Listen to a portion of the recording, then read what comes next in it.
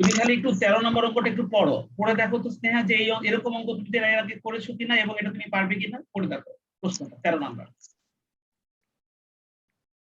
Honours এবং মাস্টার্সে মানে BBA তে এবং এমবিএ তে এ পর্যন্ত এই চ্যাপ্টার থেকে যতগুলো অঙ্ক আসছে সবগুলোই আমাদের এখানে আছে, পার্ট বি স্ট্যান্ডার্ড অঙ্ক।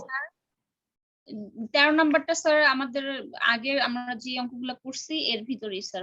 তার মানে এটা পারবে এবং এটা স্ক্রিনশট নিয়ে নাও। হ্যাঁ স্যার নিয়ে নিছি। আচ্ছা দেখো তো এবার তুমি 14 নম্বর অঙ্কটা একটু পড়ো তো।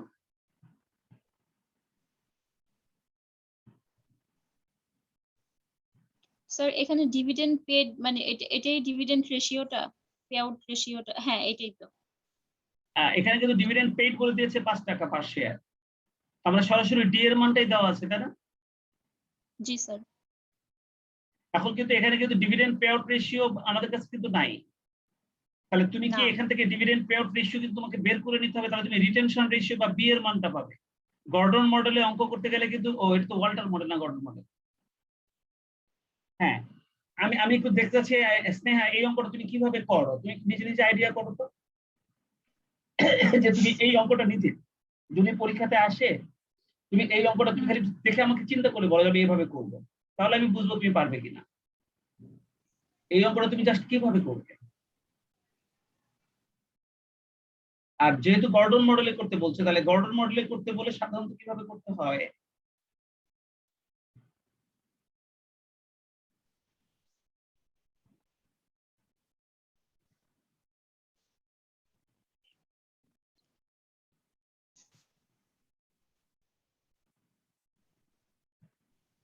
স্যার এদিকে যে আমাদের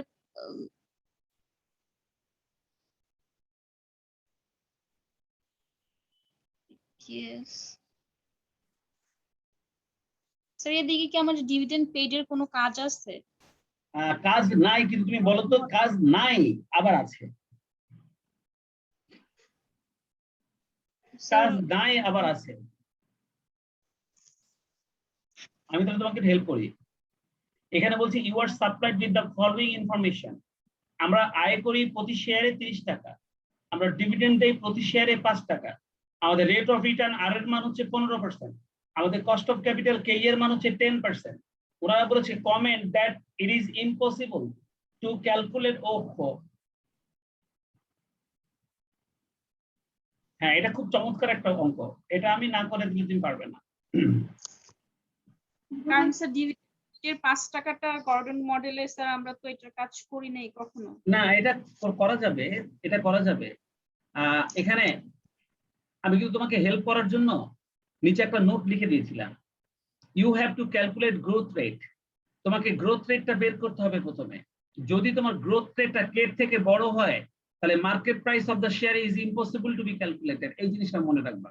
তুমি আমাকে বলো তো দেখি, আমরা নিচে যখন সূত্র লিখি গর্ডন মডেলে যখন সূত্র লিখি তোমার কি সেই সূত্রটা মনে আছে? গর্ডন মডেলের সূত্রটা ছোট সূত্রটা, উপরে D divided by K minus G, তাই না? ছোট সূত্র এটা না, তুমি যতগুলো সূত্র লিখতে আমাদের ছোট একটা সূত্র ছিল এটা। অথবা আমরা ডি এর বদলে ই ইন্টু 1 মাইনাস বি লিখি, উপরে ডি না লিখে দেখি ই ইন্টু 1 মাইনাস বি, তাই না? জি স্যার। আর divided by K E into G না লিখে আমরা লিখি বি ইন্টু আর, তাই না? জি স্যার। বি ইন্টু আর, কিন্তু এই বি ইন্টু আর মানে হচ্ছে জি। আচ্ছা, সেজন্য আমরা কে ই মাইনাস জি লিখতে পারি। আবার ই ইন্টু 1 মাইনাস বি মানে হচ্ছে ডি, তাই ই ইন্টু 1 মাইনাস বি না লিখে আমরা ডি লিখতে পারি। আমি কিন্তু দুটো সূত্রই তোমাদেরকে লিখে দিয়েছিলাম, খেয়াল আছে তোমার? হ্যাঁ স্যার খেয়াল আসলাম। তো তার মানে এই সূত্রটা যা এই সূত্রটাও তাই। এখন তুমি একটা জিনিস খেয়াল করো, কে ই মাইনাস জি, এখন যদি জি এর মানটা কে থেকে বড় হয় তাহলে রেজাল্টটা নিচে নেগেটিভ হয়ে যায় না? জি স্যার। আর এই সূত্রটা কিসের সূত্র? এই সূত্রটা P0 বের করার সূত্র। জি স্যার। P0 না শেয়ারের প্রাইস? হ্যাঁ স্যার। শেয়ারের প্রাইস কখনো নেগেটিভ হতে পারে না, শেয়ারের প্রাইস কখনোই নেগেটিভ হতে পারে না। স্নেহা তুমি আমার কথা বুঝতে পেরেছো? জি স্যার। তাই কে এর থেকে যদি জি এর মানটা বড় হয়ে যায় তাহলে আমরা বলবো যে এই ডাটা দিয়ে P0 মান বের করা ইম্পসিবল, কারণ জি এর মানটা বড় কে এর মানটা ছোট। তাহলে বিয়োগ করলে কিন্তু এখানে রেজাল্টটা নেগেটিভ আসবে, আর নেগেটিভ রেজাল্ট মানে হচ্ছে প্রাইসটাও নেগেটিভ। প্রাইস কখনো নেগেটিভ হতে পারে না। তুমি কি আমার কথা বুঝতে পেরেছো? জি স্যার, বুঝতে পারছি। তো এখন এটা কিন্তু একটা চমৎকার একটা কোশ্চেন এবং খুব ইম্পর্টেন্ট একটা কোশ্চেন এবং এমবি স্ট্যান্ডার্ড একটা কোশ্চেন। সেটা হচ্ছে ওনারা জাস্ট এই ডাটাগুলো দিয়ে তোমাকে বলেছে যে তুমি প্রুফ করো অথবা তুমি দেখাও যে এখান থেকে P0 এর মান বের করাটা ইম্পসিবল আন্ডার গর্ডন মডেল। হ্যাঁ, এবার আমি পুরো প্রশ্নটা একটু ভালো করে পড়ছি, দেখো তুমি অঙ্কটা সুন্দরভাবে করে ফেলতে পারো কিনা। You are supplied with the following information. এখানে আমাদের আর্নিং পার শেয়ার বলে দিয়েছে 30, ডিভিডেন্ড পেইড বলে দিয়েছে 5, আর রেট অফ রিটার্ন বলে দিয়েছে 15, কস্ট অফ ক্যাপিটাল বলে দিয়েছে 10%, যেটা কে এর মান, রেট অফ রিটার্নটা হচ্ছে আর এর মান। আর এবার হচ্ছে কমেন্ট করো, it is impossible to calculate the market price per share market price বের করাটা ইম্পসিবল ইউজিং গর্ডন মডেল। যদি গর্ডন মডেলের সূত্র ব্যবহার করে মার্কেট প্রাইস পার শেয়ারটা ইম্পসিবল। আমরা এখন এই কথার জবাবটা কিভাবে দিব সেটাই এখন আমি তোমাকে দেখাই। তবে একটা সাহায্য আমি করে দিয়েছি, সেটা হলো আমি বলেছি যে তোমার এই জবাবটা দেওয়ার জন্য জি এর মানটা বের করতে হবে। এখন এই প্রশ্নের জবাব দেওয়ার জন্য যদি জি এর মানটা বের করতে হয়, তাহলে আমরা এই তথ্যগুলো থেকে জি এর মানটা কিভাবে বের করব সেটাই এখন আমি তোমাকে এখানে দেখো। হ্যাঁ স্যার, আপনি তো বলছিলেন জি মানে হচ্ছে বি ইনটু আর, এটা মানে হচ্ছে জি। হ্যাঁ হ্যাঁ হ্যাঁ, তাহলে এখন তোমার জি এর মান বের করতে গেলে লাগবে এখান থেকে কি কি বি এবং আর লাগবে, তাই না? তার মধ্যে কিন্তু তোমার এখানে আর আছে, তাই না? 15%। জি স্যার। তো এখন তোমার লাগবে শুধু বি। তুমি এখন চিন্তা করে বলো তো স্নেহা, তুমি এখান থেকে বিটা কিভাবে বের করবে? তোমার হাতে বি বের করার কোনো উপায় আছে কিনা এই অঙ্কে দেখো তো। বি মানে কি বলতে পারবে? বি মানে রিটেনশন রেশিও না? জি স্যার। বি মানে কিন্তু আমরা রিটেনশন রেশিও বলি। আর রিটেনশন রেশিও মানে যতটুকু আমরা ডিভিডেন্ড দেই তার বাকি অংশটুকুকে আমরা রিটেনশন রেশিও বলি। যতটুকুকে আমরা ডিভিডেন্ড দেই তার বাকি অংশটুকুকে আমরা রিটেনশন বলি, তাই না? তাহলে দেখো তো এই অঙ্কটার মধ্যে আমাদের কি কি তথ্য দেওয়া আছে। Here earning per share,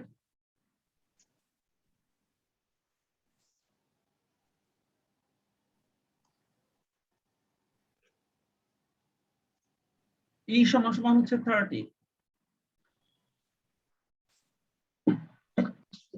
dividend per share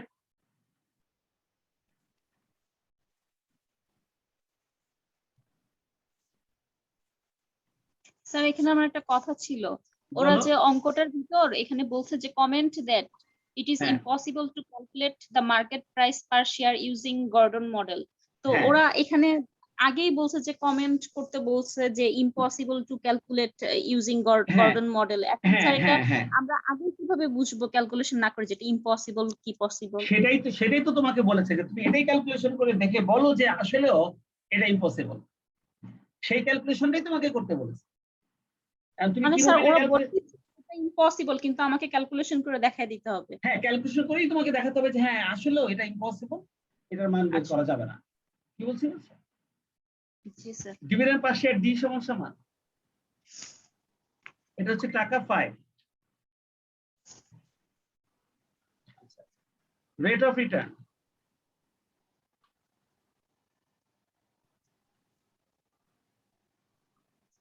আর সমান সমান 15% or 0.15, cost of capital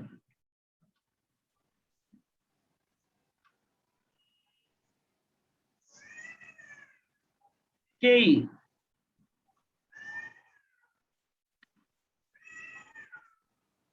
cost of capital KE সমান সমান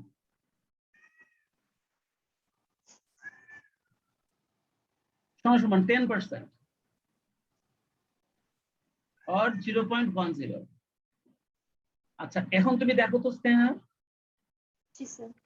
আমরা আয় করি 30 টাকা, তার মধ্যে 5 টাকা লভ্যাংশ হিসেবে দিয়ে দেই, তাহলে এখান থেকে কি আমি ডিভিডেন্ড পে আউট রেশিওটা বের করতে পারি না? হ্যাঁ স্যার।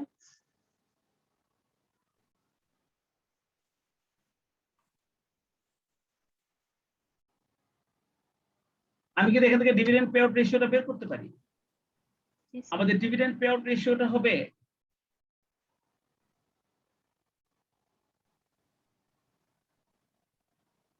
দেখো আমাদের ডিভিডেন্ড পে আউট রেশিও হবে উপরে, আমরা ডিভিডেন্ড প্রদান করছি 5 টাকা, তাহলে ডিভিডেন্ড পে আউট রেশিও এখান থেকে বের করার জন্য ডি মানে ডিভিডেন্ড পার শেয়ার, ই মানে আর্নিং পার শেয়ার, আয় করি কত টাকা, তার মধ্যে ডিভিডেন্ড দেয় 5 টাকা, তাহলে 100 টাকায় কত। অর্থাৎ মুখে মুখে ঐকিক নিয়মে কিন্তু ডিভিডেন্ড পে আউট রেশিওটা বের করা যায়, বুঝতে পেরেছো?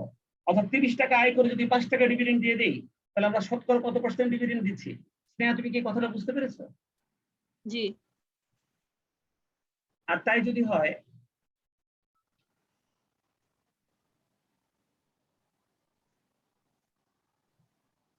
তাহলে দেখো আমাদের ডি এর মানটা কত ছিল, আমাদের ডি এর মানটা ছিল 5, আমাদের ই এর মানটা কত ছিল, ই এর মানটা ছিল 30, আর এটা ইন্টু 100, তাহলে দেখো তো কত পার্সেন্ট হয়, 16.67% নাকি?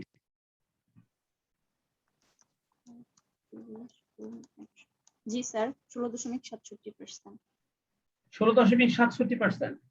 তুমি আমাকে বলো, এটা যদি ডিভিডেন্ড পে আউট রেশিও হয়, তাহলে রিটেনশন রেশিওটা বাকি অংশটুকু হবে না? জি স্যার।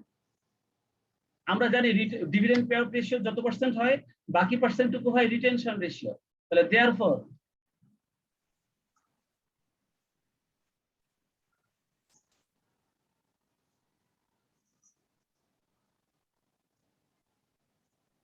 রিটেনশন রেশিও ছোট হাতের বি সমান সমান 100% মাইনাস 16.67%। তাহলে কত পার্সেন্ট হয় কত?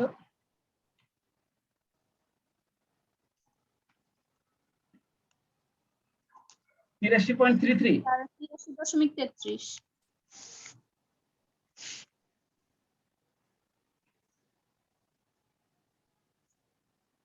এই যে আমরা লিখে দিলাম, বলতো রিটেনশন রেশিও এসে পড়েছে না? তাহলে এবার আমরা লিখে দেবো অর্থাৎ গ্রোথ রেট, গ্রোথ রেট জি সমান সমান বি ইন্টু আর, গ্রোথ রেট জি সমান সমান বি ইন্টু আর। আমাদের বি এর মানটা হচ্ছে, আমরা বি এর মানটা হচ্ছে এই যে 0.8333, এটা হচ্ছে বি এর মান।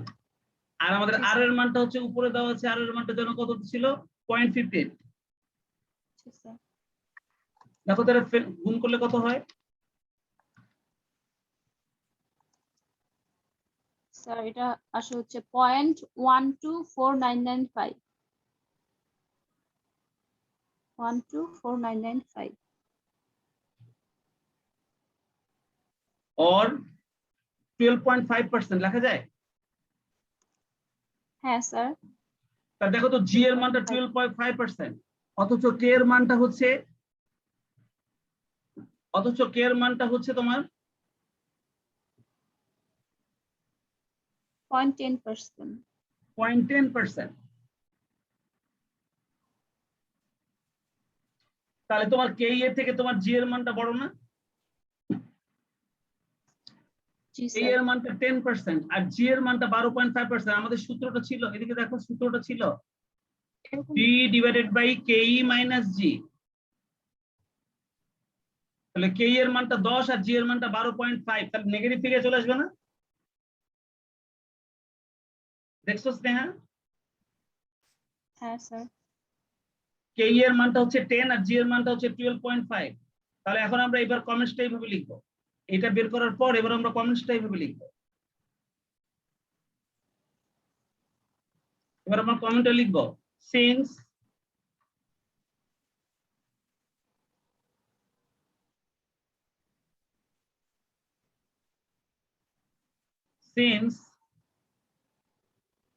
G is greater than K,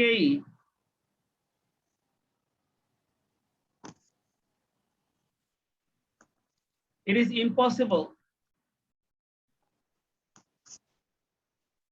to calculate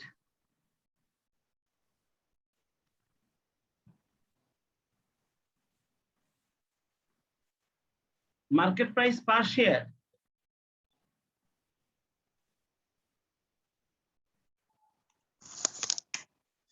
under Gordon model.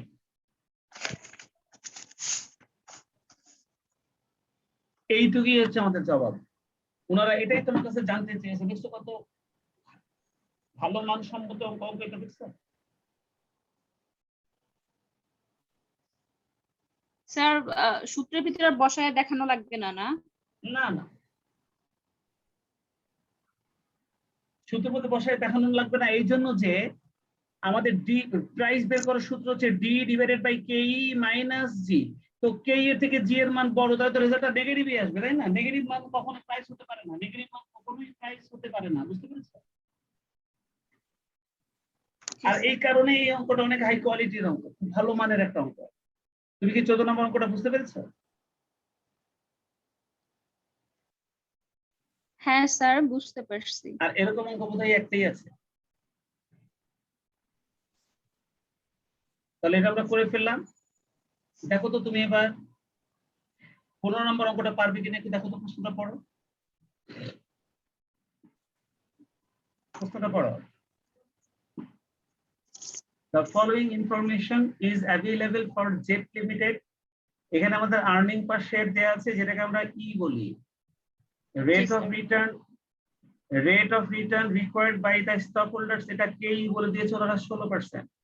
Expected market price of the share is 50 টাকা। Dividend payout, market price বলতে আমরা পিজি, আমরা এখন এই ডিভিডেন্ড পলিসিতে মার্কেট প্রাইস আমাদের শুধুমাত্র P0 ই হয়, P1 হয় না। তার মানে এক্সপেক্টেড মার্কেট প্রাইস মানে হচ্ছে P0, ঠিক আছে? তার মানে আমাদের P0 দেওয়া আছে 50, ডিভিডেন্ড পে আউট রেশিও দেওয়া আছে 40%। What would be the rate of return according to Gordon's model? ওনারা কিন্তু গর্ডন মডেলে রিকোয়ার্ড রেট অফ রিটার্ন আর এর মানটা বের করতে বলেছে, দেখছো? হ্যাঁ স্যার। স্যার এটা ওই যে একটা মানে আরটা দেওয়া নাই স্যার, যে সূত্রটা আমরা সাধারণত ইউজ করি সেটা দিয়েই তো স্যার আমরা বের করতে পারবো না আর এর মানটা? এদিক সেদিক অবশ্যই পারবো, অবশ্যই পারবো। অর্থাৎ কোন কোন মান দেয়া আছে সেগুলো লিখে নিয়ে, যেটা দেওয়া নাই আমরা সেটা ওই সেম সূত্র ব্যবহার করে আমরা খালি জাস্ট সমাধান করে বের করব, তাই না? তাই তুমি নিজে পারবে এটা, তার মানে তুমি এটা নিজে পারবে। হ্যাঁ স্যার, ইনশাআল্লাহ স্যার পারবো। হ্যাঁ, এবার 16 নম্বরটা দেখো, তুমি কিন্তু স্ক্রিনশট নিয়ে নিও সবগুলো, যতগুলো দিচ্ছি এগুলো পড়তে হবে। দেখো তো 16 নম্বরটা পড়ে দেখো তো। From the following information, calculate the growth rate using Gordon model. Gordon model ব্যবহার করে এবার growth rate বের করতে বলছে।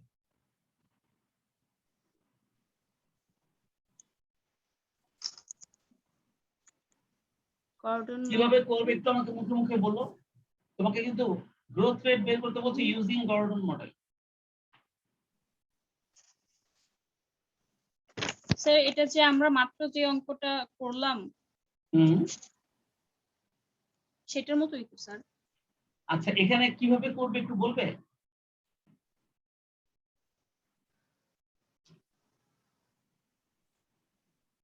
এখানে আর্নিং পার শেয়ার কি আমাদের কোনো কাজে লাগছে? দেখো তো আর্নিং পার শেয়ার তুমি আমাকে একটু করে দেখো, দেখি তুমি একটু আগে করলাম, ঠিক আছে, তুমি একটু করে দেখো তো আমাকে। স্যার আর্নিং পার শেয়ার কাজে লাগছে কিনা সেটা মানে এটা তো আমরা স্যার হেয়ারে বসাই দিই, কাজে লাগলে ইউজ করি, না লাগলে নাই। আচ্ছা, তো এই অঙ্কে ইউজ করবো কিনা, এই অঙ্কে কাজে লাগাবো কিনা?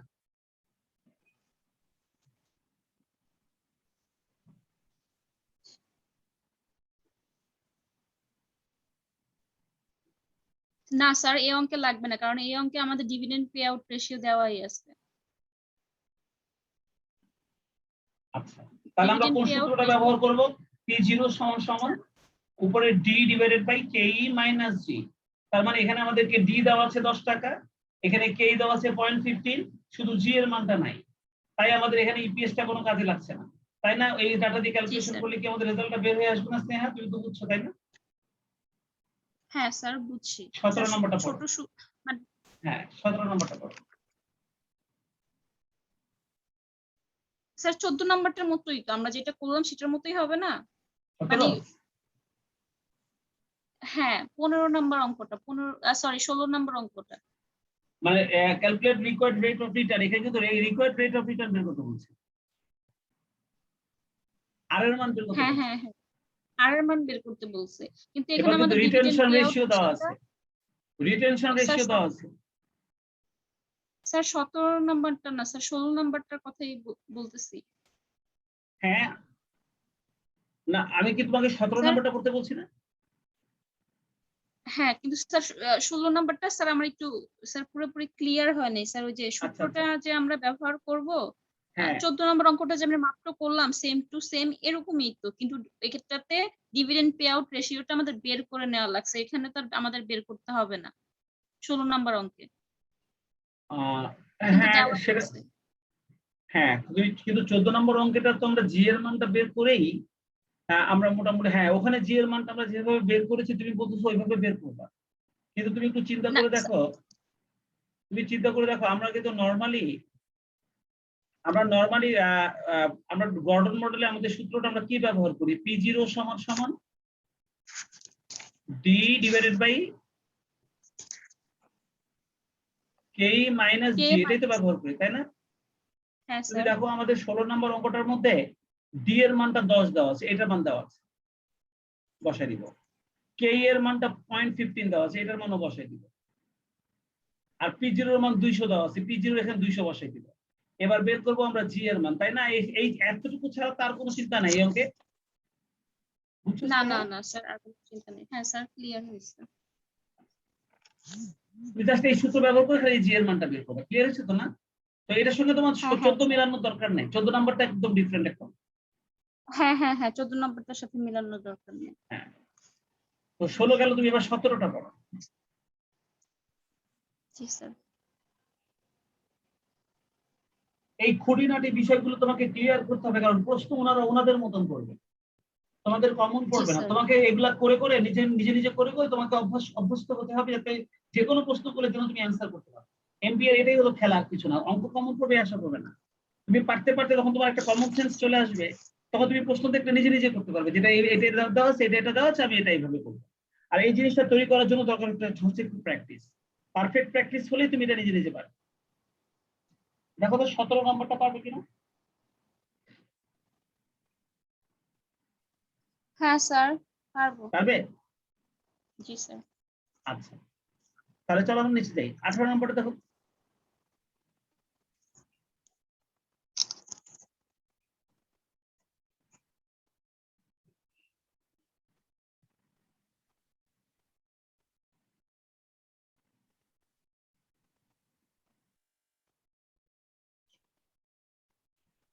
এবার কিন্তু বিগিনিং মার্কেট প্রাইস P0 বলে দিয়েছে, জি স্যার। এবার কিন্তু ডিভিডেন্ড D1 বলে দিয়েছে, কস্ট অফ ক্যাপিটাল স্যার বলে দিয়েছে, কে এর মানটা 15%, ক্যালকুলেট এক্সপেক্টেড মার্কেট প্রাইস। আমরা কিন্তু এবার এক্সপেক্টেড মার্কেট প্রাইস বের করতে বলছে। এক্সপেক্টেড মার্কেট প্রাইস মানে কিন্তু P1। আর তুমি অনুমান করতে পারো D1 P1 টা আমাদের কোন সূত্রে ছিল?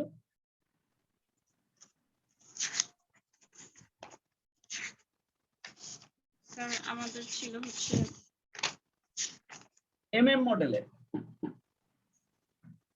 এমএম মডেলের হ্যাঁ প্রথম সূত্রে, তাই না স্নেহা? মনে আছে তোমার? জি আমরা এই জি প্রথম স্যার। এমএম মডেলের একটা অঙ্ক পেয়েছি, যেখানে এক্সপেক্টেড মার্কেট প্রাইস P1 বের করতে বলছে। খেয়াল করেছো এমএম মডেলে কিন্তু আমরা P1 টা বের করি, খেয়াল আছে তোমার? স্যার ডিভিডেন্ড পলিসিতেই তো, হ্যাঁ, মানে ডিভিডেন্ড পলিসিতে এমএম মডেল। জি স্যার। হ্যাঁ স্যার, পাইছো? হ্যাঁ হ্যাঁ। পাইছো, খুঁজে পাইছো? এমএম মডেলে আমরা 3টা সূত্র ব্যবহার করি, তার মধ্যে প্রথম সূত্রটাই কিন্তু এটা, যেখানে P1 বের করতে হয়। P0 সূত্র দিয়ে ওখানে দেখো D1 plus P1 divide by 1 plus K দেওয়া আছে।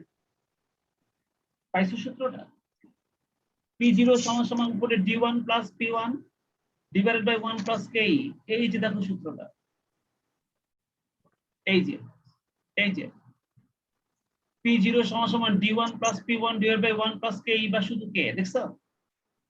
জি স্যার। জি স্যার। এখানে P0 টা হচ্ছে কারেন্ট মার্কেট প্রাইস বা বিগিনিং, P1 টা হচ্ছে expected market price by the end, D1 টা হচ্ছে dividend at the expected end of the period, আর K হচ্ছে কস্ট অফ ক্যাপিটাল। এই সূত্রটা এমএম মডেলে আমরা কিন্তু P1 বের করার কাজে লাগাই। তার P1 বের করার জন্য আমাদের একটা দুইটা তিনটা চারটা এই চারটা মান লাগে, P0 লাগে, D1 লাগে, P1 আর K, এই চারটার মধ্যে যে কোনো তিনটা থাকলেই আমরা আরেকটা মান বের করতে পারি। আর এখন আমি তোমাকে যে অঙ্কটা পড়ালাম এটা কত নম্বর অঙ্ক ছিল? 17 না 18? 18। দেখো এখানে আমাদের জি যে sir. Market price of the share at the beginning, এটার নাম হলো P0। তাহলে তোমার এই অঙ্কটার মধ্যে P0 দেওয়া আছে, এই যে P0 দেওয়া আছে।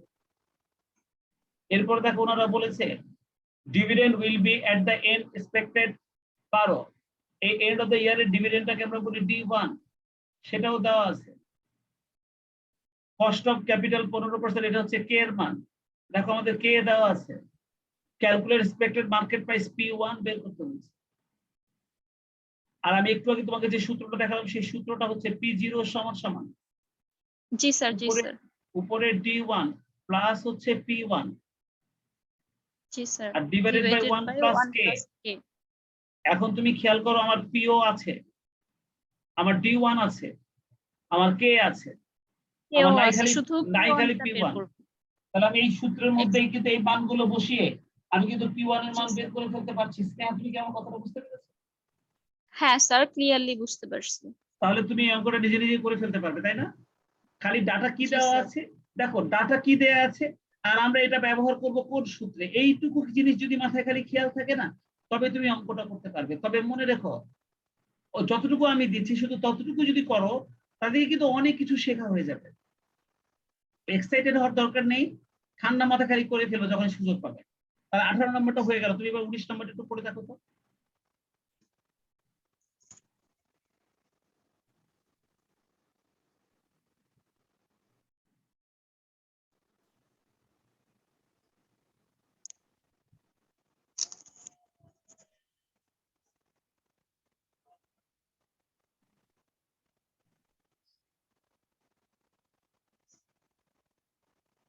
এটা তো স্যার মডেল বলেই দিছে ওরা।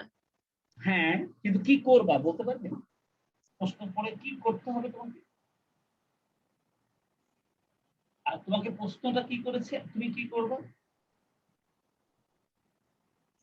Sir capital gain and total return বের করতে বলছে।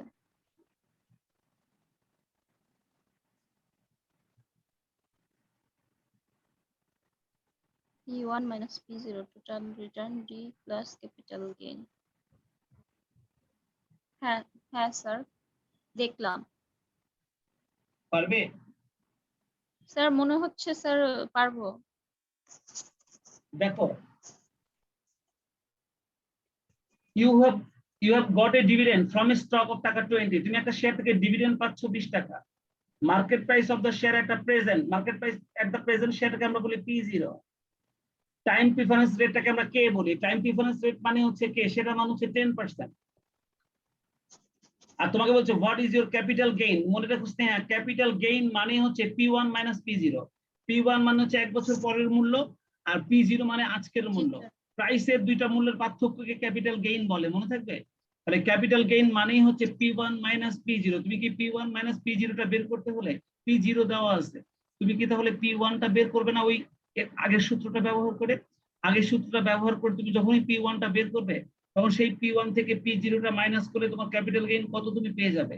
তুমি কি আমার কথা বুঝতে পেরেছো স্নেহা? হ্যাঁ স্যার। তাহলে এই অঙ্কটা থেকে তোমাকে আগে করতে হবে P1 বের করতে হবে। আগে P1 বের করবে, তারপরে P1 এর সঙ্গে P0 টা বিয়োগ করলে ক্যাপিটাল গেইনটা পেয়ে যাবে। আচ্ছা এবার দেখো টোটাল রিটার্নটা কত সেটা জানতে চেয়েছে, তোমার কাছে আরেকটা প্রশ্ন করেছে what is your capital gain and total return. দেখছো টোটাল রিটার্ন মানে হচ্ছে dividend plus capital gain. Dividend এবং ক্যাপিটাল গেইনের যোগফলকেই টোটাল রিটার্ন বলা হয়। ডিভিডেন্ড এবং ক্যাপিটাল গেইনের যোগফলকেই টোটাল রিটার্ন বলা হয়। ডিভিডেন্ড তো দেওয়াই আছে, আর ক্যাপিটাল গেইন তো তুমি একটু আগে বের করছো। তাহলে ওই ক্যাপিটাল গেইন আর এই ডিভিডেন্ড এই দুইটা যোগ করলে তুমি পেয়ে যাবে টোটাল রিটার্ন। তুমি এই জিনিসটা বুঝতে পেরেছো নিজে নিজে, পারবে তো? হ্যাঁ স্যার, ইনশাআল্লাহ স্যার পারবো। তাহলে চলো দেখি 20 নম্বরটা পড়ো।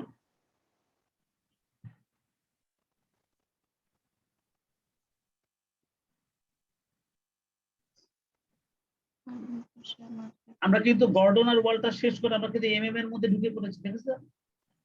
হ্যাঁ স্যার। তাহলে এমএম এর মধ্যে আমরা যে তিনটা সূত্র ব্যবহার করি সেই তিনটা সূত্র কিন্তু তোমাকে খুব সতর্কতার সঙ্গে খেয়াল করতে হবে। ওয়াল্টার গর্ডনের সূত্রের পাশাপাশি এখন তোমাকে এমএম এর সূত্র তোমাকে করতে হবে। আমি অঙ্কগুলো এভাবেই তোমাদেরকে দিয়েছি যাতে আগে সব ওয়াল্টার গর্ডন চলে যায়, পরে এমএমটা আসে। তুমি 20 নম্বর অঙ্কটা পড়ে দেখো, আমি তোমাকে বলছি you are furnished with the following information. দেখো তো আর্নিং পার শেয়ার দেওয়া হচ্ছে 20 টাকা, market price per share at the beginning দেওয়া আছে 150 টাকা, এটা P0, কস্ট অফ ক্যাপিটাল দেওয়া আছে 10%, এটা কে এর মান।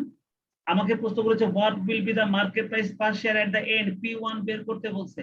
যদি ডিভিডেন্ড ইজ নট পেইড, অর্থাৎ ডি এর মানটা যদি 0 হয়, ডিভিডেন্ড ইজ নট পেইড মানে কিন্তু ডি এর মান 0, মনে রাখো Sneha. Dividend is not paid এই কথাটার মানে তোমার ডি সমান 0, ক্লিয়ার? জি স্যার। তাহলে ডি এর মান 0 ধরে তোমাকে ওই উপরের সূত্রটা ব্যবহার করে একবার বের করতে হবে P1, ক্লিয়ার? আর বলছে যদি 50% earning is paid as dividend, তার মানে ডি এর মানটা হবে এই যে ই যে আছে 20 টাকা, 20 টাকার 50%, অর্থাৎ ডি এর মানটা হবে 10 টাকা। খেয়াল করেছো? 50% earning is paid as dividend, অর্থাৎ যদি আমরা মোট আর্নিং এর 50% ডিভিডেন্ড হিসেবে প্রদান করে দেই, মোট আর্নিং এর 50% যদি ডিভিডেন্ড হিসেবে প্রদান করে দেই, তাহলে আমাদেরকে ওনারা ক্যালকুলেশন করে দেখাতে বলছে, তাহলে P1 এর মান বের করো। তাহলে প্রথমটাতে আমাদের ডি এর মানটা হবে 0, আর 2 নাম্বারটাতে আমাদের ডি এর মানটা হবে 20 টাকার 50%, অর্থাৎ 10 টাকা। তার মানে ডি এর মানটা একবার 0 ধরে তোমাকে P1 বের করতে হবে, আর ডি এর মানটা 10 টাকা ধরে একবার তোমাকে P1 এর মান বের করতে হবে। স্নেহা, তুমি কি আমার কথা বুঝতে পেরেছো স্নেহা? হ্যাঁ স্যার। এই কয়টা অঙ্ক যদি তুমি এখন আপাতত করো, তাহলে মোটামুটি তোমার ডিভিডেন্ড পলিসির উপর হাত আরো একটু ক্লিয়ার হবে। আমি এটা আরেকটু ছোট করছি, তুমি একসাথে সবগুলা স্ক্রিনশট দাও। কত নাম্বার থেকে তোমাকে নিতে হবে আজকে? স্যার আজকে হচ্ছে 13 নাম্বার থেকে। 13 নাম্বার থেকে স্ক্রিনশট নিতে হবে। উপরে একটা দিছো নাকি তুমি? স্ক্রিনশট কত নাম্বারটা নিয়েছো? আগের পেজেটা নিয়েছো মনে হয়। হ্যাঁ স্যার, আপনি যতটুকু ছোট করা যায় ছোট করে দেন। আমি নিছি স্যার, একটু একটু করে নিছি তো অনেকগুলো না, স্ক্রিনশট কিন্তু উঠছে এখন কিন্তু কিন্তু কিন্তু স্নেহা, যদি যদি আমি আরো ছোট করি, তুমি কি দেখতে পারবে পরে? হ্যাঁ স্যার, দেখা যায় দেখা যায়। জুম করলে আবার ফেটে যাবে না তো? না না স্যার, কাটবেন না। তাহলে তুমি 14, 15, আমি একবারে তাহলে 14, এটা এটা এটা এটা কত, 12, 13, ও 13 তো মনে নিয়েছো, 13 নিয়েছো না? হ্যাঁ স্যার, 13 নিছি। স্যার আপনি 14 থেকে একসাথে করে দিয়ে দেন, 14 থেকে 20। আটু ছোট করবো, আটু ছোট করবো। স্যার চলে, আর ছোট করতে হবে না স্যার, আর ছোট করতে এটা হবে না। দাঁড়াও নাও, এটা হবে নাকি একটু বড় করবো? না স্যার, এটা হচ্ছে। হ্যাঁ স্যার, হয়েছে। এই অঙ্কগুলো তুমি পরের ক্লাসে করে ফেলবা, ঠিক আছে স্নেহা? আচ্ছা স্যার। আমি ঠিক 8টার সময় আবার তোমাদের ট্যাক্সের জন্য লিংক দিব। আচ্ছা স্যার। ওকে, আসসালামু আলাইকুম। ওয়ালাইকুম আসসালাম।